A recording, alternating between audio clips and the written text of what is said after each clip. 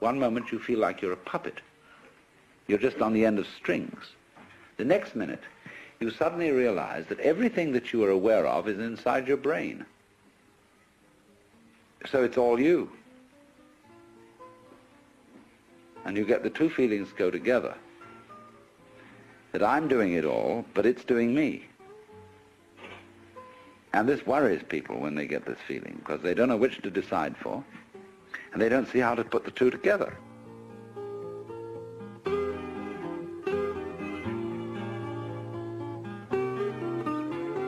Welcome to The Love of Wisdom with Alan Watts.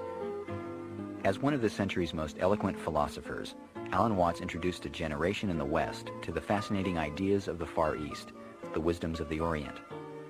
In the 1960s and early 70s, he lectured throughout the English-speaking world and was recorded in a variety of settings, from seminars aboard his ferry boat, the Vallejo, in Sausalito, California, to keynote addresses at major universities. The author of some of the most influential books on philosophy in the 1950s and 60s, Watts is cited by artists, poets, and musicians as being at the epicenter of some of the deepest cultural changes in this century.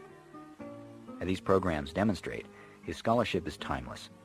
We find his insights into the nature of reality are as compelling as they are entertaining. In 1969, Alan Watts was commissioned by IBM to work with their systems group of engineers. In an eloquent yet intellectually intense session on board the Vallejo, Watts shows how the universe comes at us and wiggles, and discusses how philosophical analysis is a game between the prickly people, who want definition, straight lines, and the gooey people. We're living in an age when there's been an enormous proliferation of techniques for subjecting every kind of natural process outside the human skin, and now increasingly inside the human skin, to some form of rational control. And as we succeed in doing this, it also becomes apparent that we're failing, that the process becomes of such a high degree of complexity that we begin to feel that we're standing in our own way, that everybody complains the state of affairs in the modern world, in the technological world, is so complicated that nobody can understand it. Nobody really knows what to do. The Western model of the universe is political and engineering or architectural. And therefore, as one understands the operations of a machine by analysis of its parts, by separating them into their original bits, we have bitted the cosmos and see everything going on in terms of bits of information, and have found that this is extremely fruitful in enabling us to control what's happening. After all, the whole of Western technology is the result of bitting. And so we thing the world, that is to say, in order to measure a curve, you have to reduce it to point instants. And apply the calculus, so in exactly the same way, in order to discuss or talk about the universe, you have to reduce it to things. But each thing or think is, as it were, one grasp of that spotlight, going chur, chur, chur, chur, chur, chur, chur, chur, like this, you see. So we reduce the infinite wiggliness of the world to grasps or bits. We're getting back to biting, you see, the idea of the teeth, to grasps of thought. And so we thereby describe the world in terms of things, just as that fisherman could describe his view by the number of net hole over through which the view was showing. But the problem that arises is this. First of all, very obviously, everybody knows. I hardly need to mention it. Go to the science of medicine. You get a specialist who really understands the function of the gallbladder. And he's studied gallbladders ad infinitum, and he really thinks he knows all about it. But whenever he looks at a human being, he sees him in terms of gallbladder. And so if he operates on the gallbladder, he may do so very knowledgeably about that particular area of the organism, but he does not foresee the unpredictable effects of this operation in other connected areas, because the human being's gallbladder is not a thing in the same way as a spark plug in a car can be extracted and a new one replaced. Because the system isn't the same. There is a fundamental difference between a mechanism and an organism which can be described operationally. Mechanism is assembled. You add this bit to that bit to that bit to that bit. But an organism grows. That is to say, when you watch in a microscope a solution in which crystals are forming, you don't see this shape. It's like when you watch a photographic plate developing. But suddenly the whole area which you're watching seems to organize itself, to develop, to make sense. Moving from the relatively simple and gooey to the relatively structured and prickly. But not by addition. So then, if we are trying to control and understand the world through conscious attention, which is a scanning system, which takes in everything bit, bit, bit, bit, bit, bit, bit, bit, bit,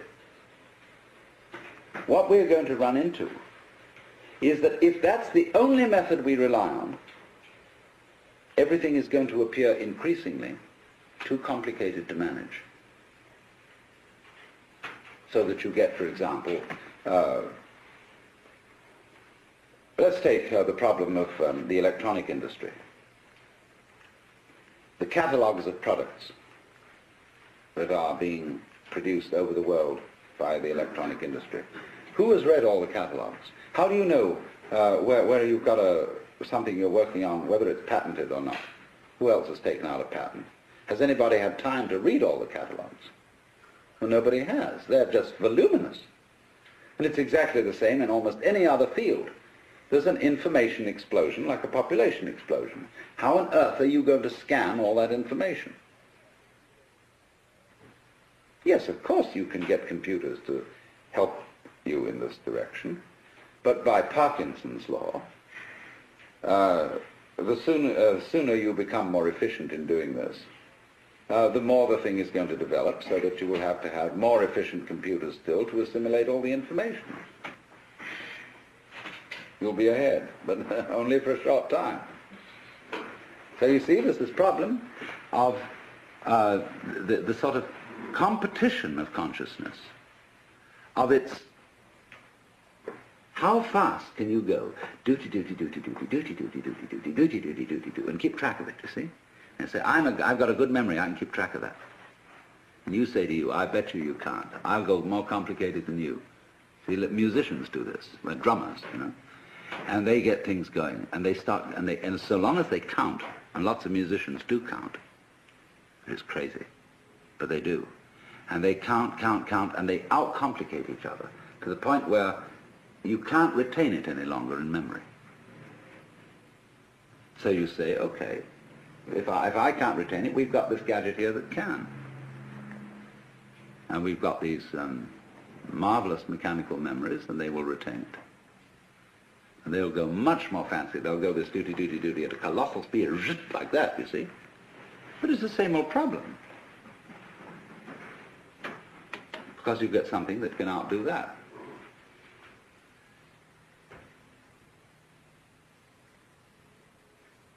So we end up asking, but supposing there were some other way of understanding things, Let's go back from the spotlight to the floodlight, to the extraordinary capacity of the human nervous system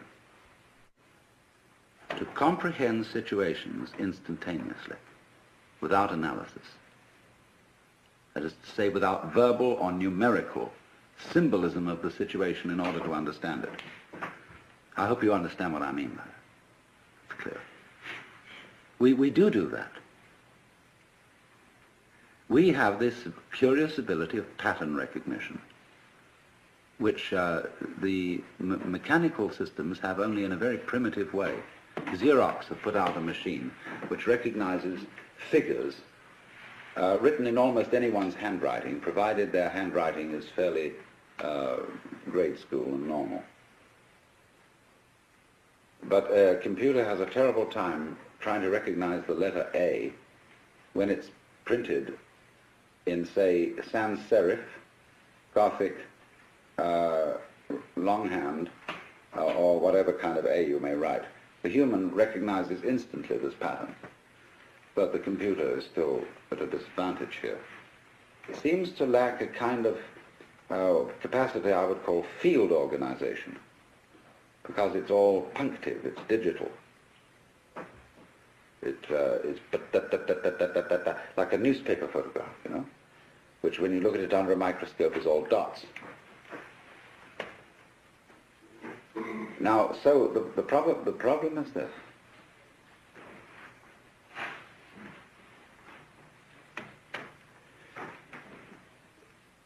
In developing technology, are we leaving out of consideration our strongest suit, which is the brain itself?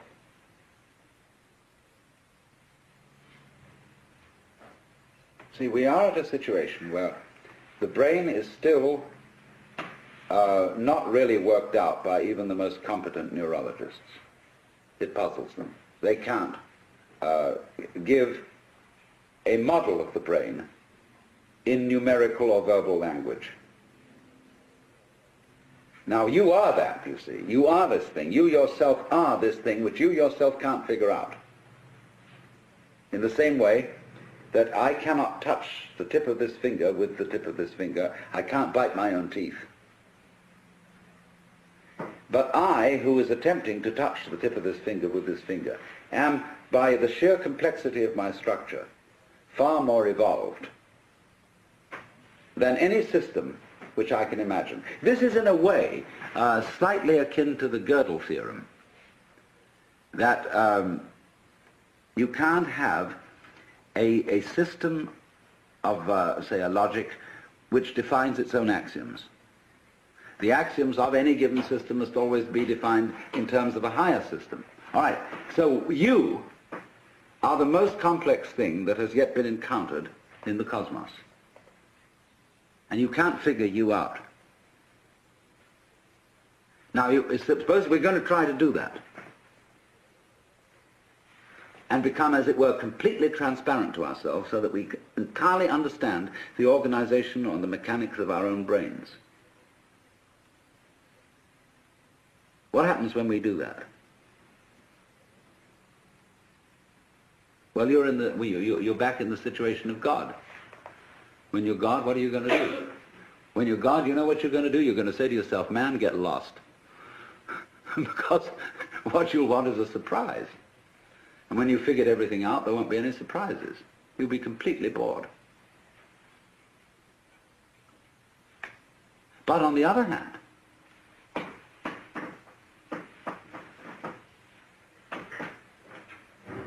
a person, I would say, who is really functioning completely is basically a person who trusts his own brains and permits his brain to operate at a more optimal level.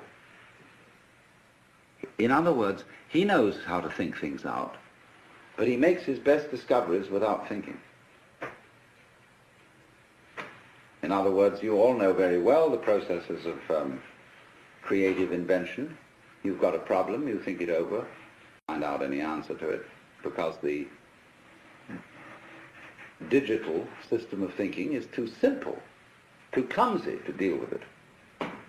It's more complex. There are more variables than can be kept in mind at one time.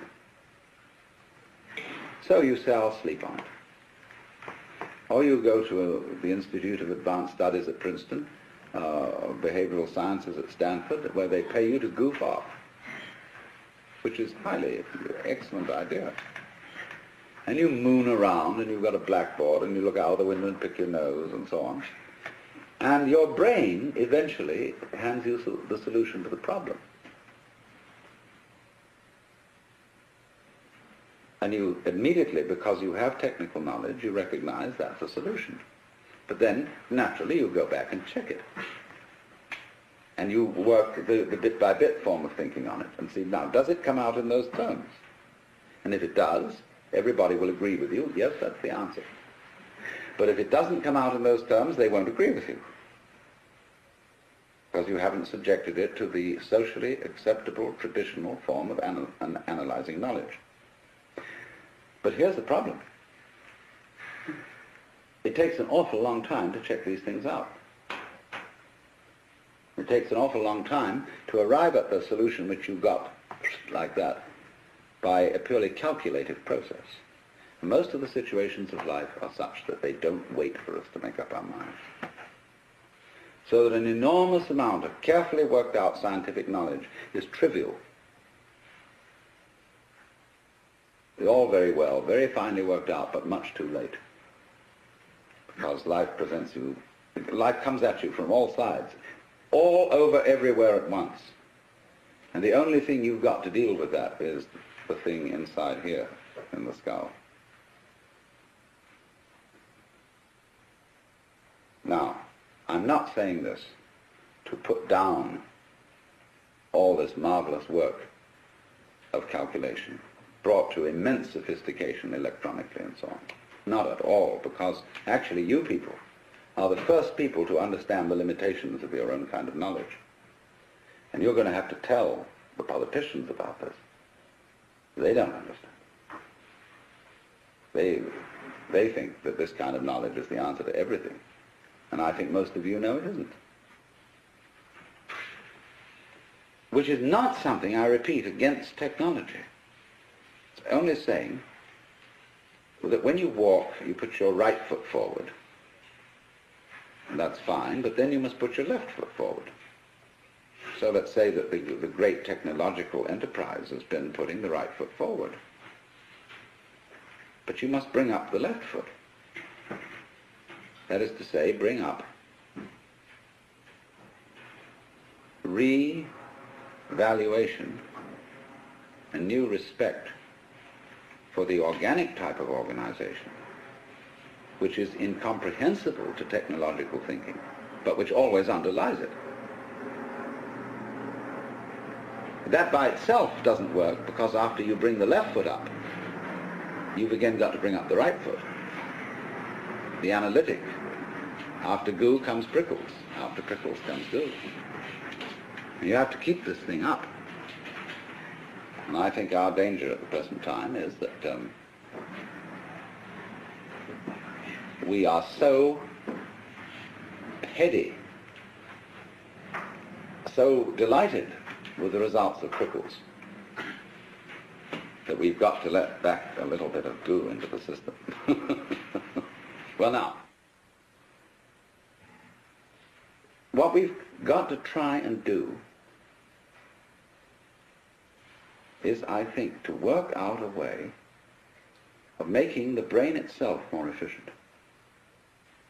And this is the thing that civilized education has neglected. Lynn White, I'd like to quote him again, he used to say that the academic world today only values three kinds of intelligence: verbal intelligence, mnemonic intelligence, in other words, good at remembering, and computational intelligence. He said it entirely neglects kinesthetic intelligence, social intelligence, and he had at least 7 kinds of intelligence. I forget what they all were. But it is this extraordinary capacity of the the neural organization, say, to engage in pattern recognition and in solving instantly certain complex problems without knowing how it does it. The trouble is, when you do something you don't know how to do, you've got a non-repeatable experiment, in a certain sense. In other words, you can't explain to someone else how to put it together. But you can do it like you can open and close your hand without any knowledge of physiology.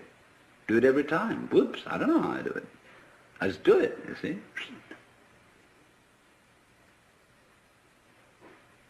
So we have an enormous potential of intelligence, of knowing how to do all sorts of things, which, to the extent that we are academically minded people, we won't allow ourselves to do, because we can't explain it.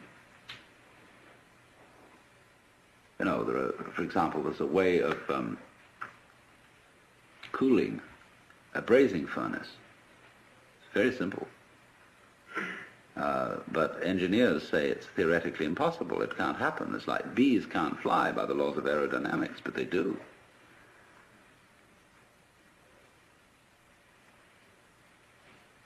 So the rather practical issue I come to is this, that technology, if it relies exclusively on linear thinking, is going to destroy the environment.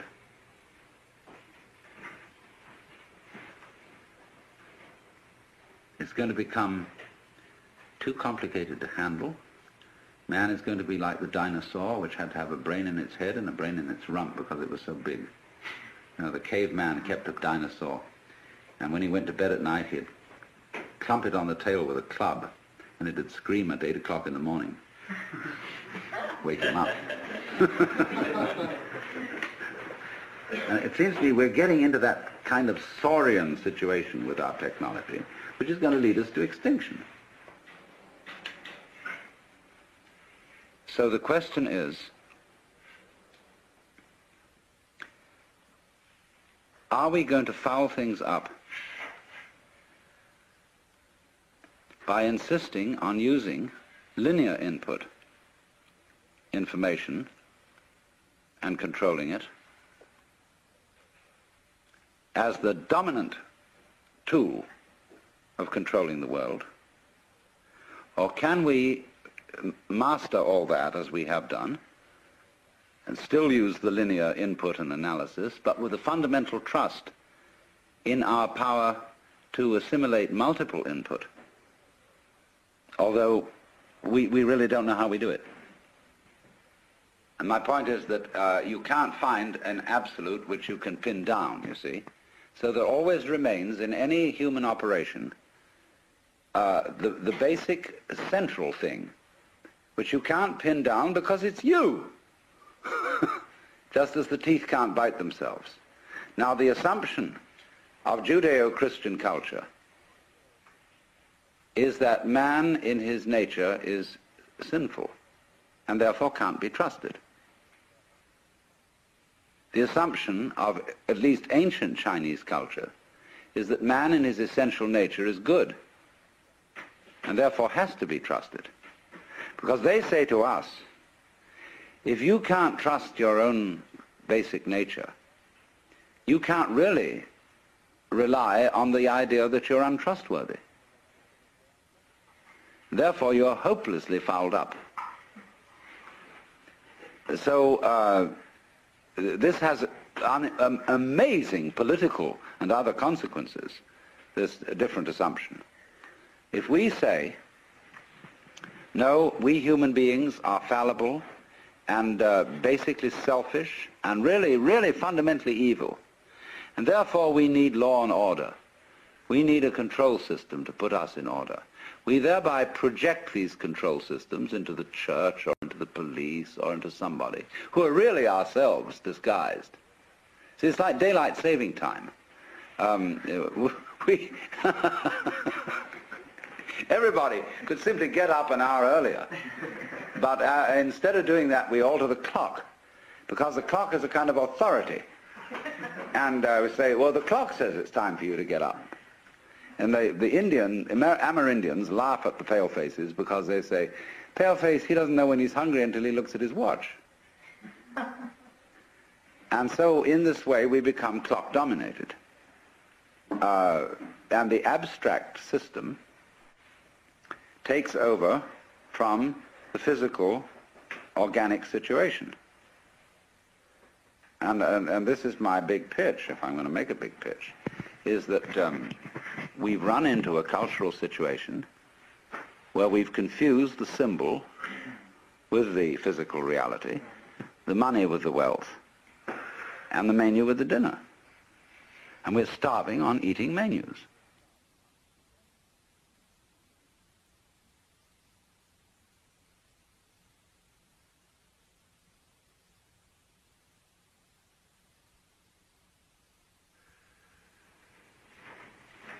Well, now, what I want to do is have a mutual brain-picking session, and I'm going to start the ball rolling by saying why I, as a philosopher, am interested in many things that you are all probably interested in professionally.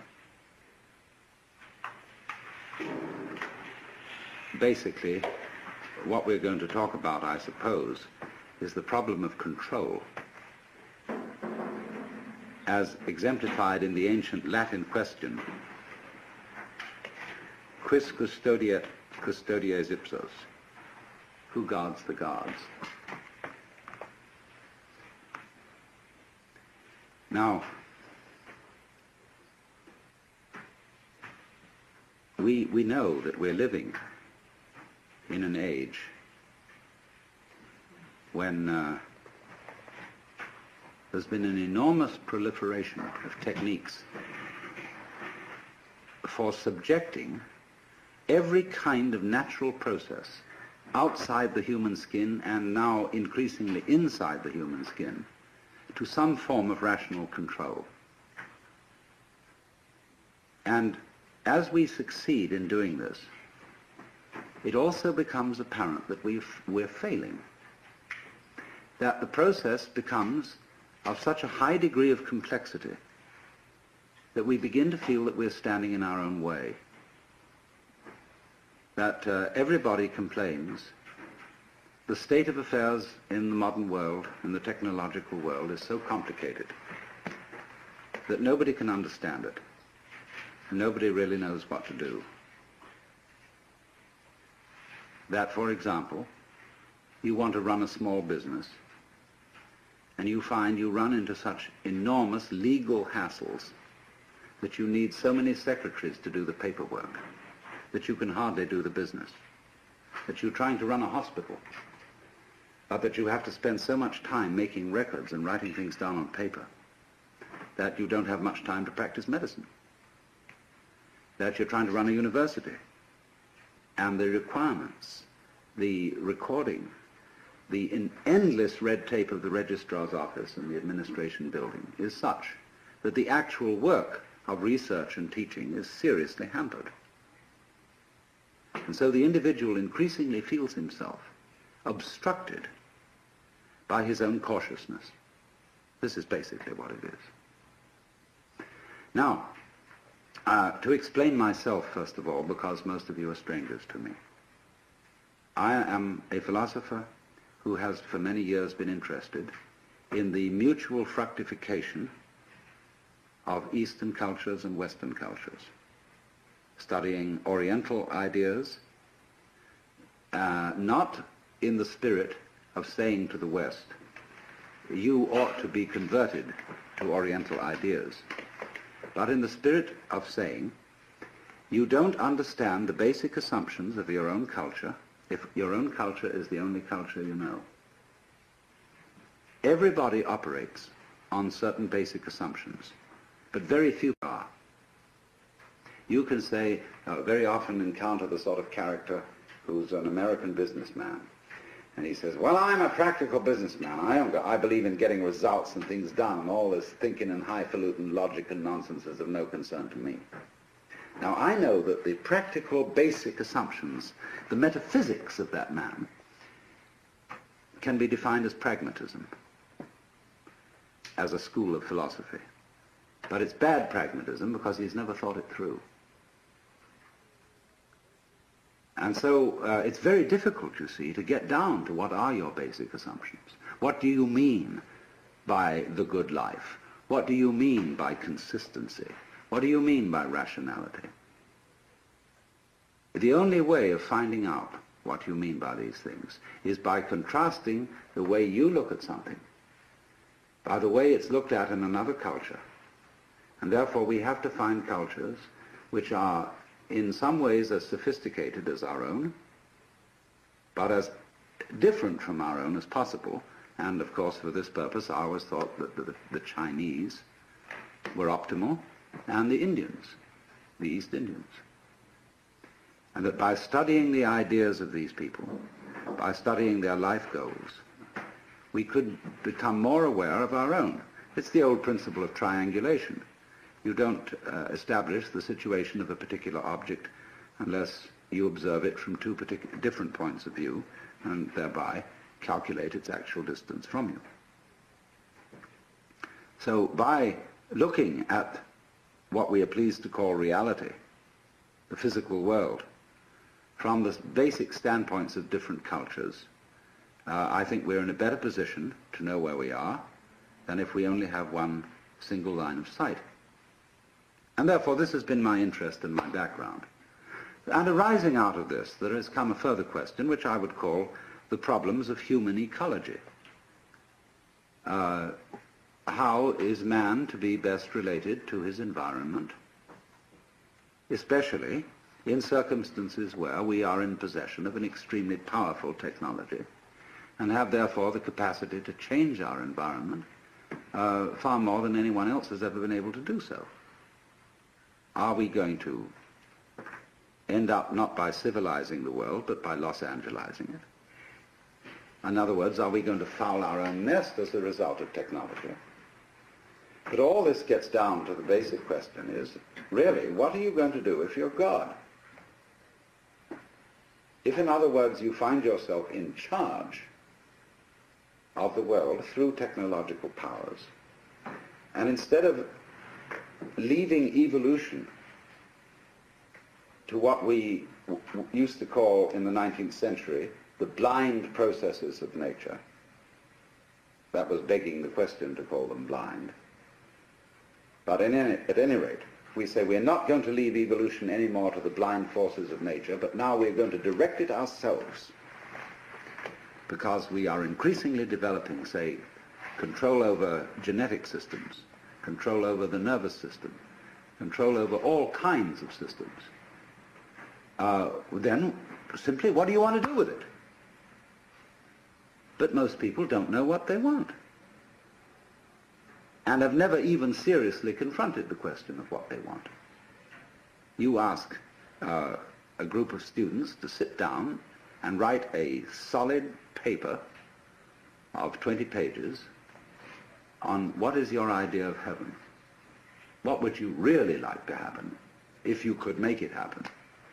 And that's the first thing that starts people really thinking, because you soon realize that a lot of the things you think you would want are not things you want at all.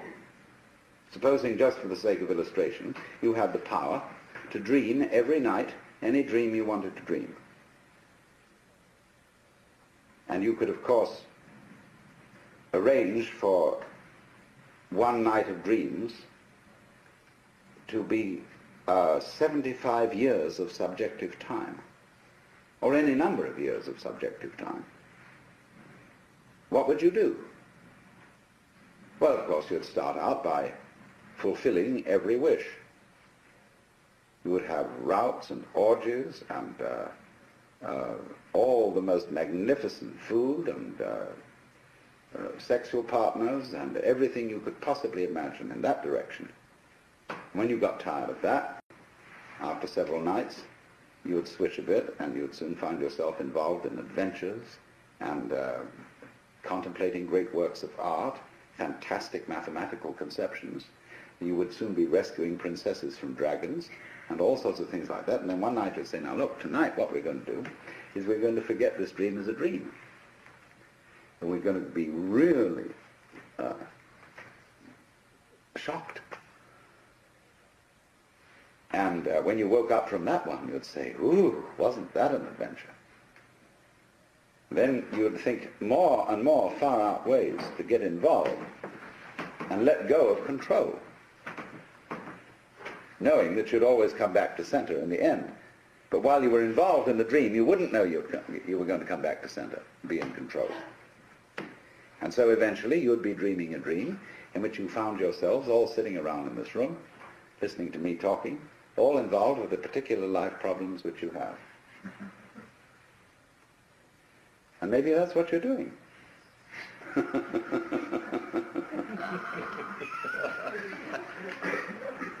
But here's the difficulty, you see. The difficulty of control.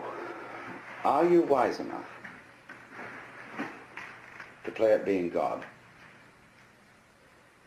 And to understand what that question means, we've got to go back to metaphysical assumptions underlying Western common sense.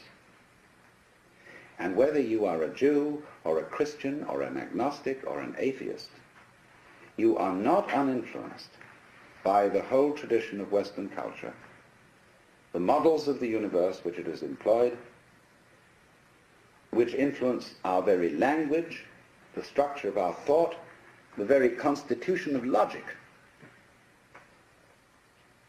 which are going into, say, computers. The Western model of the universe is political and engineering or architectural. It is natural for a child to ask its mother, how was I made? It would be inconceivable for a Chinese child to ask, how was I made? It might ask, how was I grown? Or how did I grow? But not how was I made, as if I were an artifact, something put together, something which is a construct. But all Western thought is based on the idea that the universe is a construct. And even when we got rid of the idea of the constructor, the personal God, we continued to think of the world in terms of a machine, in terms, say, of Newtonian mechanics, and later in terms of what we call quantum mechanics, although I find it rather difficult to understand how quantum theory is in any sense mechanics. It's much more like organics, which is to me a different concept. However, that may be. It has percolated, you see, into the roots of our common sense that the world is a construct, is an artifact. And therefore, as one understands the operations of a machine by analysis of its parts, by separating them into their original bits, we have bitted the cosmos and see everything going on in terms of bits of information, and have found that this is extremely fruitful in enabling us to control what's happening. After all, the whole of Western technology is the result of bitting. Let's suppose, you want to eat a chicken. You can't eat the whole chicken at once. You have to bite it. You have to reduce it to bits. But you don't get a cut-up fryer out of an egg. It doesn't come that way. So what has happened is this, that we don't know the origins of all this. It's maybe go back thousands of years. The way we develop the art of thinking, which is essentially calculus, is this. The universe as it comes in nature, the physical universe, is something like a Rorschach blot. It's all wiggles.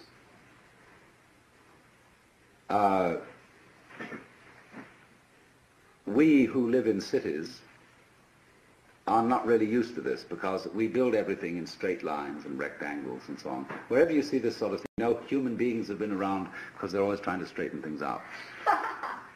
But nature itself is clouds, is water, is the outlines of continents, is mountains, is biological existences, and all of them wiggle. And wiggly things are, to human consciousness, a little bit of a nuisance, because we want to figure it out. And it is as if, therefore, some ancient fisherman one day held up his net and looked at the world through the net. And he said, "My, just think of that. There I can see the view, and it's one, and that peak of that mountain is 1, 2, 3, 4, 5, 6 holes across. And the base is 1, 2, 3, 4, 5 holes down. Now I've got its number. See? And so the lines of latitude and longitude, the lines of celestial and terrestrial latitude and longitude, the whole idea of a matrix, of a looking at things through graph paper painted on, printed on cellophane, is the basic idea of measurement. This is the way we calculate. We break down the wiggliness of the world into comprehensible, countable, geometrical units, and thereby figure it and construct it in those terms. And this is so successful up to a point that we can, of course, come to imagine that this is the way the physical world really is. Discrete, discontinuous, full of points. In fact, a mechanism. But I want to just put into your mind the notion that this may be the prejudice of a certain personality type. You see, in the history of philosophy and poetry and art, we always find the interchange of two personality types, which I call prickles and goo. The prickly people are advocates of intellectual porcupinism. They want a rigor. They want precise statistics. And they have a certain clipped attitude in their voices, and you know this very well in academic circles. Always. And they accuse other people of being disgustingly vague and miasmic and mystical. But the vague, miasmic and mystical people accuse the prickly people of being mere skeletons with no flesh on their bones. And they say to you, you just rattle. You're not really a human being. You know the words, but you don't know the music. And so therefore, if you belong to the prickly type, you hope that the ultimate constituent of matter is particles. If you belong to the gooey type, you hope it's waves. If you are prickly, you're a classicist. And if you're gooey, you're a romanticist. And going back into medieval philosophy, if you're prickly, you're a nominalist. If you're gooey, you're a realist. And so it goes. But we know very well that this natural universe is neither prickles nor goo exclusively. It's gooey prickles and prickly goo. And you see, it all depends on your level of magnification. If you've got your magnification on something so that the focus is clear, you've got a prickly point of view. You've got structure, shape, clearly outlined, sharply defined. The little out of focus is going to go bleh, and you've got goo. But we're always playing with the two, because it's like the question is the world basically stuff, like matter, or is it basically structure? Well, we find out, of course, today that in science we don't consider the idea of matter, of there being some sort of stuff, because supposing you wanted to describe stuff, in what terms would you describe it? You always have to describe it in terms of structure, something countable, something that can be designated as a pattern. So we never get to any basic stuff. It seems to me that this way of thinking is based on a form of consciousness which we could best call scanning. the capacity to divide experiences into bits is somehow related to something that can be designated as a pattern.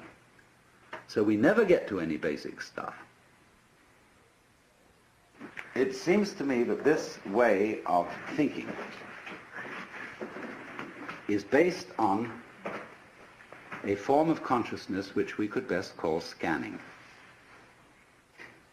The capacity to divide experiences into bits is somehow related to a physical facility which corresponds to sweeping a radar beam or a spotlight over the environment.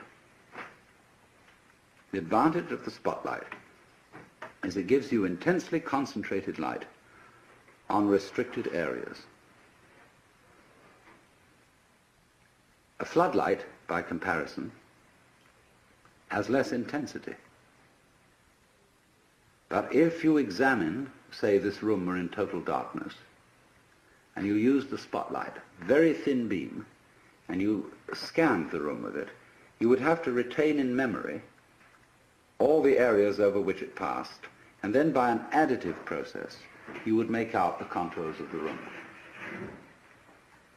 And it seems to me that this is something in which civilized man, both in the East and in the West, has specialized.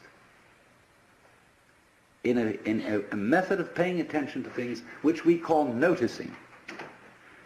And therefore it's highly selective. It picks out, it's punctive. It picks out features in the environment which we say are noteworthy and which we therefore register with a notation. Be it the notation of words, the notation of numbers, or such a notation, say, as algebra or music. So that we notice those things, only those things, for which we have notation. When a child very often